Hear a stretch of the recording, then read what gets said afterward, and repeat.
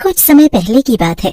एक गांव में सुभद्रा नाम की एक औरत अपने बीमार पति और अपनी बेटी डिम्पी के साथ रहती थी। पिछले 2 सालों से उसका पति बिस्तर से लगा हुआ था। बहुत इलाज करने के बाद पैसे तो खत्म हुए, लेकिन बीमारी का पता न चला। और तब सुभद्रा के पति ने खुद ही हाथ खड़े कर दिए कि जब भगवान चाहेगा वो ठीक हो जाएगा। सुभद्रा गांव में ही अमीर लोगों के घरों में काम करने लगी। कहीं से पैसे मिल जाते तो कहीं से गेहूं चावल। सुभद्रा की बेटी पढ़ाई में बड़ी ही होशियार थी और इस समय वो अपनी 10वीं की परीक्षा की तैयारी कर रही थी। एक दिन स्कूल में, देखो बच्चों, कुछ दिनों में ही तुम्हारी 10वीं की परीक्षा होने वाली है। ये तो तुम्हें पता ही है कि 10वीं की परीक्षा के बाद तुम लोगों का जीवन बिल्कुल बदल जाएगा। तुम लोग वही सब्जेक्ट लेना जो तुम भविष्य में बनना चाहते हो। टीचर, मैं डॉक्टर बनना चाहती हूँ, तो फिर मैं आगे क्या पढ़ाई करूँ? ये तो अच्छी बात है कि तुम डॉक्टर बनना चाहती हो, लेकिन क्यों बनना चाहती हो? टीचर, मेरे बाबा 2 साल से बीमार है। कोई भी डॉक्टर पता नहीं कर पा रहा कि उन्हें क्या बीमारी है। मैं चाहती हूँ कि मैं भी डॉक्टर बनूं और लाइलाज बीमारियों का इलाज करूं, और सबसे पहले अपने पापा का। डॉक्टर बनने के लिए ऐसी ही लगन की जरूरत होती है। तुम जरूर डॉक्टर बनोगी। तुम्हें 10वीं के बाद साइंस लेनी है और तुम्हें उसके लिए 10वीं में बहुत अच्छे नंबर लाने होंगे। बाकी बच्चे भी बताने लगते हैं कि उन्हें बड़े होकर क्या बनना है और उनकी टीचर उन्हें सब्जेक्ट्स बताने लगती हैं। फिर घर आकर, आज तो मेरी बेटी बड़ी खुश लग रही है। क्या बात है? हाँ माँ, मैंने सोच लिया है, मैं बड़ी होकर डॉक्टर बनूंगी और बाबा का इलाज करूंगी। हाँ डिम्पी, तू डॉक्टर बन जा, फिर तेरे बाबा की बीमारी का भी पता चल जाएगा। डिम्पी बहुत दिल लगाकर पढ़ती है। 10वीं में उसके सारे बच्चों में सबसे अच्छे नंबर आते हैं और उसे साइंस मिल जाती है। वो दिल लगाकर पढ़ाई करने लगती है और देखते ही देखते 2 साल और निकल जाते हैं। अब वो 12वीं की परीक्षा की तैयारी कर रही थी और एक दिन सुभद्रा ठाकुराइन के घर सफाई करते हुए ठाकुराइन से बातें कर रही थी। अरे सुभद्रा, तेरी बेटी की तो 12वीं की परीक्षा चल रही है ना? कहीं लड़का वड़का देखा उसके लिए? नहीं नहीं ठाकुराइन जी, मैं इतनी जल्दी अपनी डिम्पी के हाथ पीले नहीं करूंगी। वो तो डॉक्टर बनना चाहती है, मैं उसे डॉक्टर बनाऊंगी। अच्छा, ये तो बड़ी खुशी की बात है, लेकिन तुझे पता भी है डॉक्टर कैसे बनते हैं? मैंने तो सुना है कि डॉक्टरी की पढ़ाई के लिए पूरी पेटी भर पैसा लगता है। अरे हाँ, मैंने तो ऐसा सोचा ही नहीं। मैं तो सोच रही थी कि डिम्पी पढ़ाई में अच्छी है तो डॉक्टर बन जाएगी। अरे सुभद्रा, किन चक्कर में पड़ रही है? देख, तेरा पति बीमार है, बेटी के हाथ पीले कर और उसे उसके घर भेज। अब डॉक्टर बनने के लिए तू इतना पैसा कहाँ से लेकर आएगी? नहीं नहीं ठाकुराइन जी, मेरी बेटी ने सपना देखा है और उसको मैं जरूर पूरा करूंगी। देख लेना, डिम्पी जरूर डॉक्टर बनेगी। सुभद्रा ने ये बात कह तो दी, लेकिन उसके मन में पैसों की बात गांठ बनकर बैठ गई। अब उसे दिन रात पैसों की चिंता सताने लगी कि वो इतना पैसा कहाँ से लेकर आएगी, और यही सोच सोच कर उसकी तबीयत भी खराब होने लगी। तो डिम्पी उसे गांव के सरकारी डिस्पेंसरी में लेकर जाती है। कुछ नहीं हुआ है आंटी जी तुम्हें, बस तुम्हारी तबीयत इसलिए खराब है क्योंकि तुम बहुत ज्यादा सोच रही हो। क्या परेशानी है, बताओ मुझे। बेटी, तुम सफेद कोट में बड़ी सुंदर लग रही हो। एक बात बताओ, डॉक्टर बनने में कितना पैसा लगता है? बीमारी का इलाज कराने आई हो आंटी, या डॉक्टर बनने आई हो? नहीं नहीं बेटी, मैं तो इलाज कराने ही आई हूँ। मेरी बेटी है डिम्पी, डॉक्टर बनना चाहती है, पर मैंने सुना है कि बहुत पैसों की जरूरत होती है। हाँ आंटी, पैसों की जरूरत तो होती है, लेकिन अगर आपकी बेटी पढ़ाई में बहुत होशियार है तो वो सरकारी अस्पताल में एडमिशन के लिए तैयारी कर सकती है। वहाँ भी पैसे लगेंगे, लेकिन कम लगेंगे, और फिर 5 साल मेहनत करने के बाद जब वो डॉक्टर बनेगी तो पैसे कमाने लगेगी। ये सुनकर सुभद्रा के मन को थोड़ी शांति मिलती है। घर आकर वो हिसाब किताब करने बैठ जाती है। क्या हुआ सुभद्रा, कई दिनों से बड़ी परेशान लग रही हो। अभी डॉक्टर ने क्या बोला तुम्हें? कुछ नहीं कुछ नहीं, मैं बिल्कुल ठीक हूँ, बस थोड़ा बीपी हाई हो गया था ना।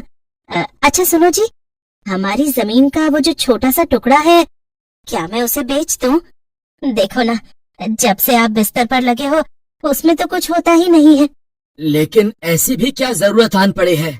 हमारी डिम्पी डॉक्टर बनना चाहती है, उसके लिए पैसों की जरूरत पड़ेगी। कुछ पैसा उधार ले लेंगे और कुछ पैसा जमीन बेचकर मिल जाएगा, लेकिन वो डॉक्टर जरूर बनेगी। दोनों पति पत्नी आपस में बात कर रहे थे और उधर डिम्पी स्कूल से आकर दरवाजे के बाहर खड़ी हुई अपने माता पिता को बातें करते हुए सुन लेती है। हे भगवान, मेरे माता पिता सपना देख रहे हैं मेरे लिए, मेरा भी यही सपना है। हम सबके सपने को साकार करने में मेरी मदद करो। अगर मैं डॉक्टरी की परीक्षा में सफल हो गई तो मैं एक अच्छी डॉक्टर बन जाऊंगी और फिर मैं सबका इलाज करूंगी। मैं दिन रात एक कर दूंगी एक अच्छा डॉक्टर बनने के लिए। सुभद्रा डिम्पी को देख लेती है और उसे आवाज देकर अपने पास बुलाती है। छुप छुप कर हमारी बातें सुन रही थी। हाँ माँ, आप दोनों बातें कर रहे थे तो सुन ली। माँ, आप मुझ पर यकीन रखो, अगर आप कोई भी फैसला लोगी तो मैं दिन रात एक कर दूंगी माँ, लेकिन आपका सर नीचे नहीं होने दूंगी। सुभद्रा उसे गले लगा लेती है। इधर 12वीं की परीक्षा समाप्त होती है और उधर डिम्पी प्रतियोगिता परीक्षा की तैयारी करने लगती है और वो डॉक्टरी प्रतियोगिता का पेपर भी दे देती है। माँ, क्या तुम मुझे छोटा सा फोन खरीद कर दे सकती हो, जिससे मुझे पता चले कि मैं परीक्षा में पास हुई हूँ या फेल? आजकल सब कुछ ऑनलाइन होने लगा है। हाँ हाँ बेटा, क्यों नहीं, मेरे पास कुछ पैसे जमा है, मैं तुम्हें फोन दिला देती हूँ। सुभद्रा, तू अकेले क्या क्या करेगी? कोई बात नहीं, अभी कर रही हूँ डिम्पी के बाबा, फिर तो अपनी डिम्पी डॉक्टर बन जाएगी और वही सब कुछ करेगी फिर। हाँ माँ, मैं बिल्कुल वो सब करूँगी जो तुम कहोगी। डिम्पी के पास फोन आ जाता है और कुछ समय बाद वो खुशखबरी भी जिसका इंतजार सुभद्रा और डिम्पी कर रहे थे। डिम्पी का सिलेक्शन सरकारी डॉक्टर बनने के लिए हो जाता है। सुभद्रा जमीन का टुकड़ा बेच देती है और कुछ पैसे उधार उठा लेती है और डिम्पी शहर पढ़ाई करने के लिए चली जाती है। बहुत बड़ा दिल है सुभद्रा, जो तूने एक लौती लड़की को शहर भेज दिया है। देख बहन, मैं किसी का बुरा तो नहीं सोचती हूँ, लेकिन एक तो लड़की जात, ऊपर से शहर में अकेली। मुझे अपनी बेटी पर पूरा यकीन है। वो सब तो ठीक है बहन, लेकिन अब इतना सारा पैसा जो तूने उधार लिया है कब तक चुकाएगी? मैंने तो सुना है कि डॉक्टर बनने में कई साल लग जाते हैं। अब जो होगा देखा जाएगा। भगवान ने अगर किस्मत में मेहनत करना लिखा है तो वही करूंगी। उधर डिम्पी डॉक्टरी की पढ़ाई करने लगती है और इधर सुभद्रा और कई घरों में काम करना शुरू कर देती है। वो सुबह अपने पति के लिए खाना बनाकर रख जाती और फिर रात को ही घर में घुसती। सुभद्रा, मैं पूरा दिन घर में बहुत ही अकेला हो जाता हूँ, थोड़ा जल्दी आ जाया करो। नहीं नहीं, मुझे अभी बहुत काम करना है।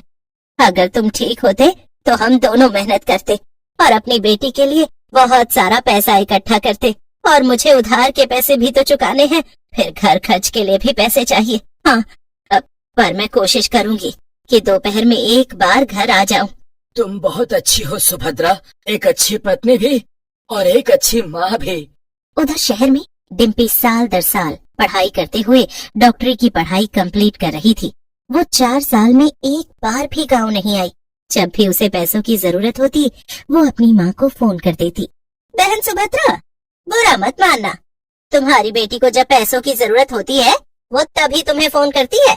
हाँ हाँ, मैं जानती हूँ भैया, लेकिन क्या करूँ, पूरे गांव में फोन सिर्फ आप ही के पास है और मैं नहीं चाहती कि उसके पैसे ज्यादा लगे, इसीलिए मैंने ही कहा हुआ है उसे कि जब जरूरत हो तभी फोन करना।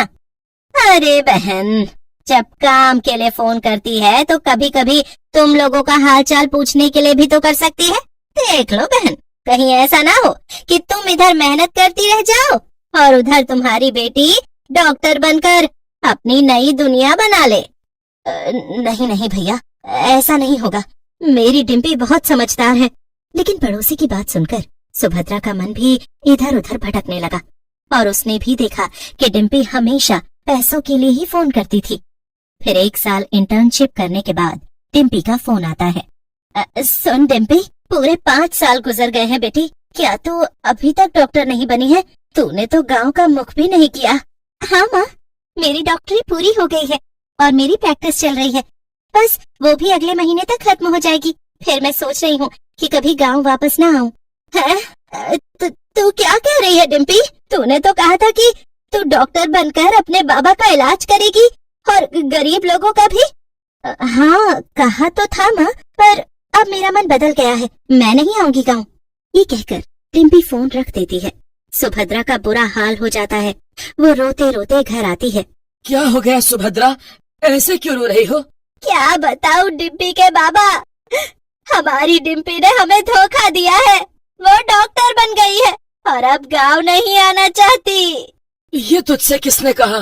किसी गांव वाले ने नहीं कहा है, तुम्हारी खुद की बेटी ने कहा है मुझे कि वो डॉक्टर बन गई है और अब गांव नहीं आना चाहती। ये सुनकर उसके पति को भी बहुत दुख होता है। उस रात वो लोग खाना भी नहीं खाते और भूखे ही सो जाते हैं। अगले दिन सुबह उनके घर का दरवाजा जोर जोर से बज रहा था। कौन आया होगा इतनी सुबह? वो जैसे ही दरवाजा खोलती है तो सामने सफेद कोट में डिम्पी खड़ी हुई थी। सुभद्रा को अपनी आंखों पर भरोसा नहीं हुआ। उसने 2-3 बार अपनी आंखें मल मल कर देखा। अरे माँ, ऐसे क्या देख रही हो? मैं हूँ तुम्हारी डिम्पी। जरूर रात को रोई हो ना? देखो आंखों का क्या हाल हो रखा है। फिर वो सब क्या था डिम्पी? तुमने तो मना किया था कि तुम वापस नहीं आओगी। मैं तो मजाक कर रही थी माँ। मैं ट्रेन में बैठने वाली थी, मैंने सोचा थोड़ा मजाक कर लूं। मुझे ये भी पता है कि आप दोनों ने कुछ नहीं खाया होगा, इसलिए मैं रेलवे स्टेशन से गरम गरम सब्जी और पूरी लाई हूँ। डिम्पी अपने बाबा के गले लगती है। डिम्पी घर आई है ये सुनकर आज पड़ोस के सभी लोग उससे मिलने आते हैं और सुभद्रा भगवान का धन्यवाद देती है कि उसकी बेटी डॉक्टर बन गई है। और फिर डिम्पी अपने बाबा का अच्छे से इलाज करती है और अपने वादे के मुताबिक वो गरीबों का मुफ्त इलाज भी करती है। विभूति लाल नम आंखों से अपनी बड़ी बेटी प्रिया को विदा कर रहा था। उसकी पत्नी उसके कंधे पर हाथ रखकर उसे दिलासा दे रही थी और उसकी दोनों छोटी जुड़वा बेटियां प्रीति और रितिका उसके पास ही खड़ी थीं। चली गई वो अपने घर, कब तक यहाँ खड़े रहोगे? चलो सभी मेहमानों को भी विदा करना है। एक बाप का दिल ही जानता है। 22 साल तक बेटी को पाल पोस कर बड़ा किया और आज उसे उसके घर भेज दिया। बस हे भगवान, मेरी बेटी का नसीब अच्छा ही रखना। हाँ, ऐसा ही होगा। चलो सब मेहमान भी इंतजार कर रहे हैं। और फिर सब लोग मेहमानों को खुशी खुशी विदा करते हैं। विभूति लाल की 3 बेटियां थीं। सबसे बड़ी बेटी प्रिया, उसने एक अच्छे से घर का रिश्ता देखा था, लेकिन दहेज की समस्या आ खड़ी हुई। तब उसने जमींदार से जाकर कर्ज ले लिया। ये ले विभूति लाल, ये 2 लाख रख और मैंने तेरी 5 बीघा जमीन रख ली है, ठीक है? नहीं जमींदार साहब, ऐसा मत करो। 3 बीघा जमीन रख लो ना। 7 बीघा जमीन में 5 आप रखोगे तो 2 बीघा में मैं क्या करूँगा? आगे मेरी 2 बेटियां और भी हैं। भाई देखो, ला सारे पैसे वापस कर दे और सुन, अपनी जमीन रख, जो करना है जमीन पर कर। किसी को भी देनी है तो दे दे, लेकिन मुझे ये बात बिल्कुल पसंद नहीं है कि कोई भी मेरी बात काटे। और फिर विभूति लाल ने 5 बीघा जमीन रखकर 2 लाख रुपए लेकर अपनी बेटी की शादी कर दी। अगले दिन सुबह, देखो ये साड़ी है, दामाद के कपड़े हैं और ये कुछ खाने पीने का सामान और ये उपहार है। बेटी पग फेरे के लिए आएगी तो उसे ये सब दे दूंगी। ये औरतों के काम है, तुमने सोचा होगा तो अच्छा ही सोचा होगा। भाई खाने पीने का इंतजाम अच्छा रखना, बड़े लोग हैं और फिर बेटी का ससुराल भी तो है। माँ, शादी के बाद भी इतना सारा सामान जाता है?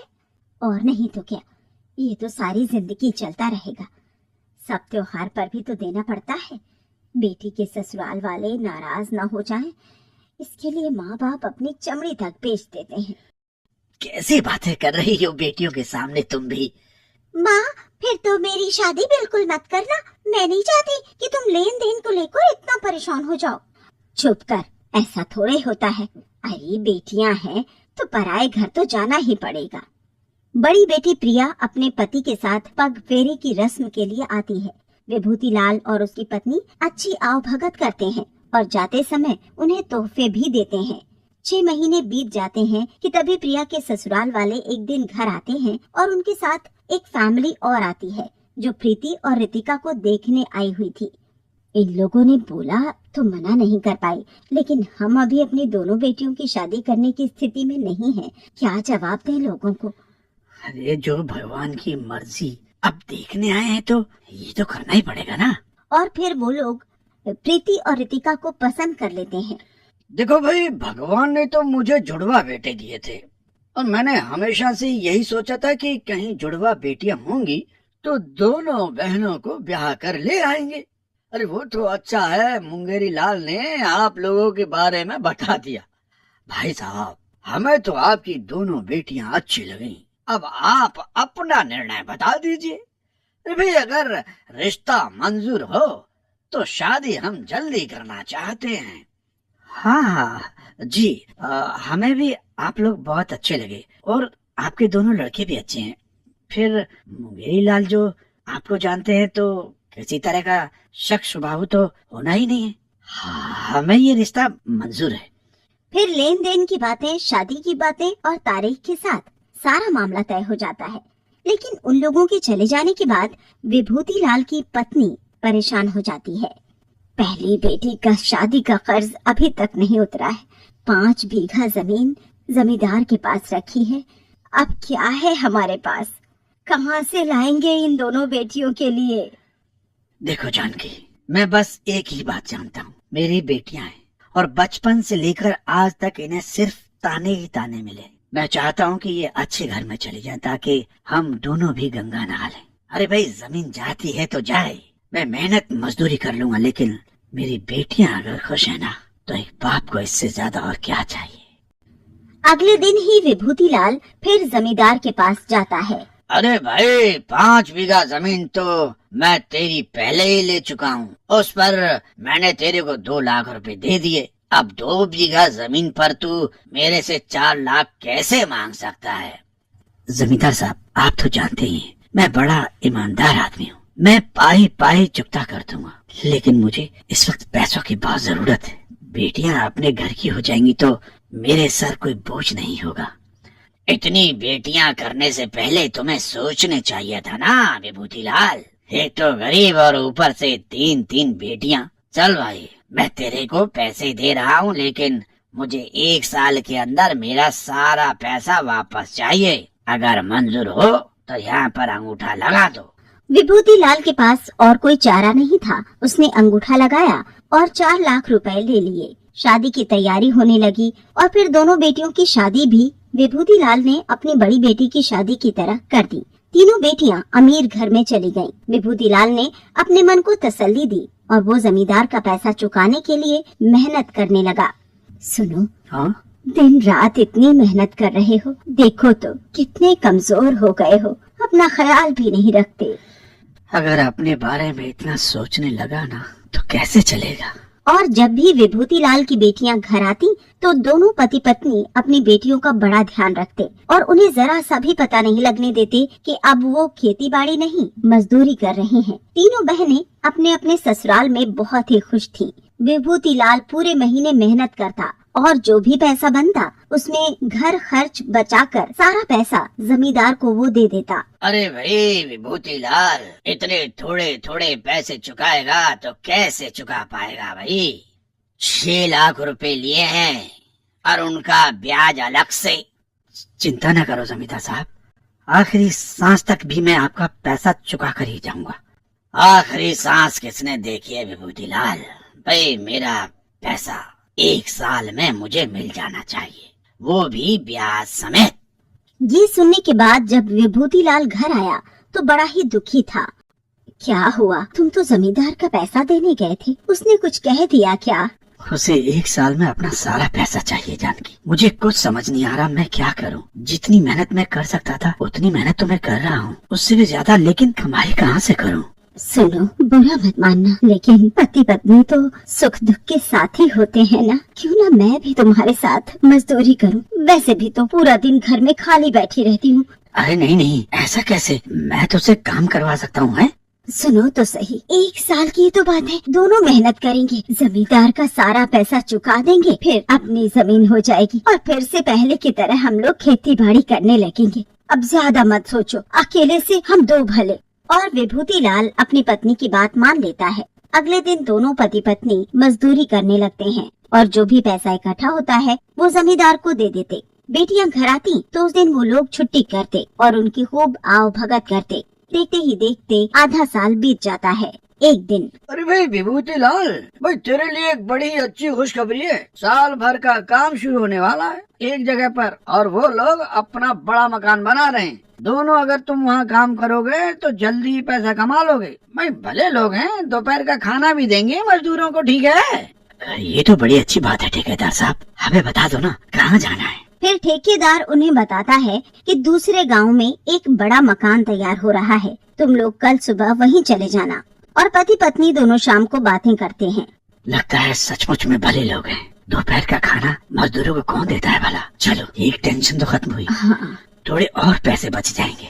सही कहा तुमने। और फिर होली भी तो आ रही। हाँ, दोनों बेटियों को होली भी तो देनी है। अरे हाँ। चलो अब जल्दी से सो जाते हैं, कल सुबह जल्दी जाना है ना। हाँ ठीक है। अगले दिन सुबह एक ट्रक के अंदर बहुत सारे मजदूर उस जगह पहुंच जाते हैं जहां पर मकान बनाना था। सबको अपना अपना काम समझ में आ गया ना, तो बस लग जाओ अपने काम पर। और हाँ, दोपहर को सब यहीं पर इकट्ठे मिलना, उनकी तरफ से यहीं पर ही खाना खिलाया जाएगा, ठीक है? दोपहर तक सभी मजदूर अपना अपना काम कर रहे थे। विभूति लाल और उसकी पत्नी भी दोपहर को जब खाना खाने का समय हुआ तो दोनों पति पत्नी भी हाथ मुंह धोकर लाइन में लग गए। तभी एक गाड़ी में से प्रिया और उसके ससुराल वाले उतरते हैं। ये देखकर विभूति लाल और उसकी पत्नी हैरान हो जाते हैं, लेकिन गाड़ी से उतरते ही प्रिया अपने माता पिता को देख लेती है। और तभी प्रीति और रितिका के ससुराल वाले भी वहाँ आ जाते हैं, क्योंकि मुंगेरी लाल ने उन्हें भी वहाँ पर बुलाया हुआ था। माँ, बाबा, आप लोग यहाँ पर क्या कर रहे हैं? ये मकान तुम लोगों का बन रहा है? अरे मुझे नहीं पता था प्रिया बेटी, वरना मैं यहाँ काम करने नहीं आता, और ना ही तेरी माँ। भाई ये सब क्या माजरा है विभूति लाल जी? भाई आप तो किसान है ना, फिर यहाँ पर मजदूरी क्यों कर रहे हो? विभूति लाल के आंसू निकल पड़ते हैं। वो और उनकी पत्नी दोनों ने सारी बात उन लोगों को बता दी, जिसे सुनकर तीनों बहनें रोने लगती हैं। आप लोग इतने दुख और तकलीफ में थी, आपने हमें बताया भी नहीं, घर आने पर एहसास भी नहीं होने दिया। हम लोग अपने ससुराल में कितने मजे कर रहे थे और आप दोनों इस तरह मजदूरी कर रहे थे, हमें क्यों नहीं बताया माँ? भाई विभूति लाल जी, आप इतना परेशान थे, हमें थोड़ी सी भी भनक नहीं पड़ने दी। गरीब आदमी क्या कर सकता है ऐसा?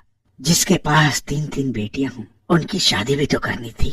इतना पैसा था नहीं, इसलिए जमींदार के पास सारी जमीन गिरवी रख दी। पैसा भी तो चुकाना है। समझ नहीं आ रहा था तो कुछ तो काम करना ही था ना।